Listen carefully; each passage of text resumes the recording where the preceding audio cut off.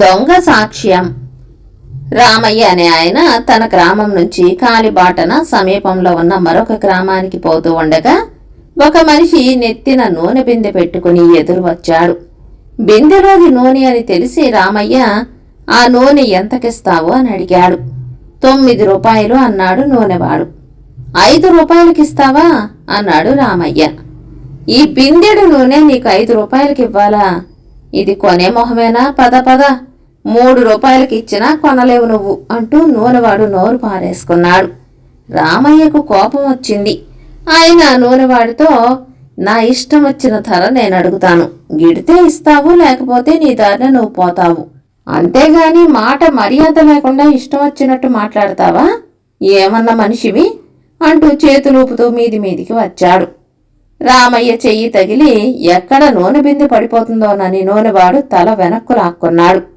మరుక్షణం నూనె బిందె కింద పడింది. నూనె అంతా నేలపాలైంది కాక బిందె కూడా సొట్టబడిపోయింది.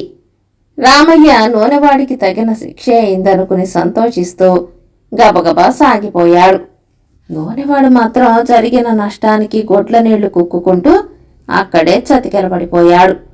ఇంతలో అటుగా అర్జునుడనేవాడు వచ్చి నేలపాలైన నూనెవాడిని చూసి ఏం జరిగింది అని అడిగాడు. నూనెవాడు ఏడుస్తూ అతనికి జరిగినట్టే చెప్పాడు.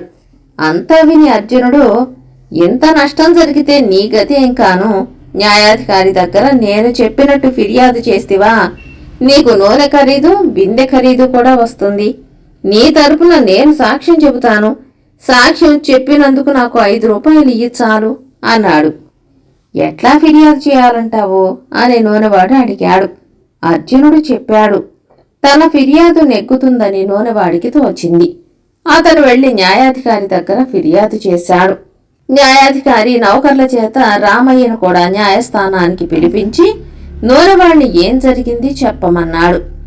నేను నూనె బిందె నెత్తిన పెట్టుకుని పక్క గ్రామానికి పోతూ ఉండగా ఈ రామయ్య ఎదురుపడి నూనె ధర అడిగాడు. నేను 9 రూపాయలన్నాను. 3 రూపాయలకి ఇవ్వమని అడిగాడు. నాకు గిట్టుబాటు కాదన్నాను. గిట్టుబాటు చేయిస్తానుండు అంటూ ఈ రామయ్య నా నెత్తి మీద ఉన్న నూనె బిందెను కింద పడదోసి నన్ను చావగొట్టాడు. ఇంతలో అర్జునుడనేవాడు అటుగా వస్తూ ఇదంతా చూసి నా ప్రాణం కాపాడాడు. లేకపోతే ఈ రామయ్య నా ప్రాణం తీసి ఉండును అన్నాడు నూనెవాడు. నువ్వేమంటావయ్యా అని న్యాయాధికారి రామయ్యను అడిగాడు. రామయ్య జరిగినట్టు చెప్పాడు. నీకెవరన్నా సాక్షులున్నారా అని న్యాయాధికారి రామయ్యను అడిగాడు. ఇది జరిగినప్పుడు అక్కడ ఎవరూ లేరు మహాప్రభో అన్నాడు రామయ్య. తర్వాత అర్జునుడు సాక్ష్యం చెబుతూ నూనెవాడు చెప్పిన ప్రతి అక్షరమో బలపరిచాడు. ఫిర్యాదుకు సాక్ష్యాధారం ఉన్నందున న్యాయాధికారి రామయ్య చేత నూనెవాడికి 25 రూపాయలు నష్టపరిహారం ఇప్పించాడు. న్యాయస్థానం దాటి యువతలికి వచ్చాక అర్జునుడు నూనెవాడితో, నా సలహా ఎంత లాభించిందో చూసావా? ఇక నేను వెడతాను, నా 5 రూపాయలు నాకు పారయ్యి అని అడిగాడు. మోసం రుచి మరిగిన నూనెవాడు, ఇంకేం 5 రూపాయలు ముందే తీసుకుంటివిగా అన్నాడు. అర్జునుడికి పట్టరాని కోపం వచ్చింది. అతను పరిగెత్తుకుంటూ వెళ్లి తన గ్రామానికి తిరిగిపోతున్న రామయ్యను కలుసుకుని, అయ్యా, ఆ న్యాయాధికారి పరమ దుర్మార్గుడండి. మీకు ఇంత పెద్ద శిక్ష ఇస్తాడని అనుకోలేదు. ఆ నూనెవాడి పక్షాన నేను దొంగ సాక్ష్యం చెప్పానే అనుకోండి. పొట్టకక్కుర్తి కొద్దీ చెప్పాను. కానీ నేను చెప్పినట్టు మీరు ఫిర్యాదు చేశారంటే మీకు జరిగిన అన్యాయం రద్దవుతుంది అంటూ ఎలా ఫిర్యాదు చేయాలో చెప్పాడు. రామయ్య కొంచెం ఆలోచించి, నీ ఆలోచన బాగానే ఉంది, ఈ 10 రూపాయలు ఉంచుకో అంటూ అర్జునుడికి 10 రూపాయలు ఇచ్చాడు. ఇద్దరూ కలిసి మళ్లీ న్యాయస్థానానికి వెళ్లారు. న్యాయస్థానం నుంచి వెళ్లిపోయేటప్పుడు నూనెవాడు తనను కొట్టాడని, అర్జునుడే తనను కాపాడాడని రామయ్య ఫిర్యాదు చేశాడు.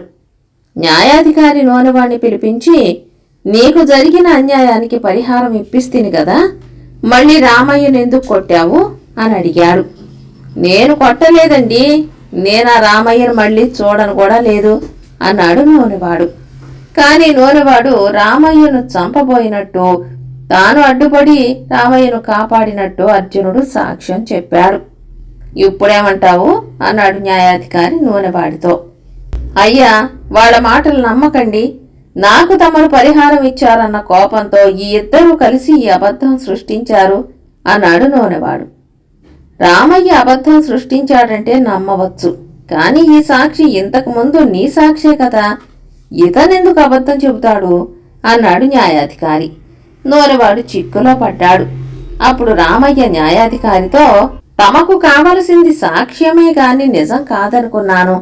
ఈ మనిషి చెప్పిన అబద్ధం సాక్ష్యం ఆధారం మీదే కదా. నా చేత ఈ నూనెవాడికి 25 రూపాయలు పరిహారం ఇప్పించారు. ఇతను ఈసారి నా చేత ఫిర్యాదు చేయించి తాను సాక్ష్యం చెబుతానని ముందుగానే నా దగ్గర 10 రూపాయలు పుచ్చుకున్నాడు. ఈసారి కూడా తమరు సాక్ష్యం ఆధారంతోనే నాకు ఆ నూనెవాడి వద్ద నుంచి డబ్బు ఇప్పించాలి అని విన్నవించుకున్నాడు.